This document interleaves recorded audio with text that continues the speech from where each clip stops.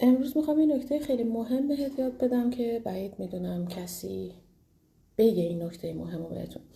بچه این سیم پرسکاز یا سیم توریه. دوستانی که اومدن توی ورکشاپ یا کلاس ها کامل با این آشنا هستن، ولی دوستانی که نیومدن یه توضیحی بدم برای همه.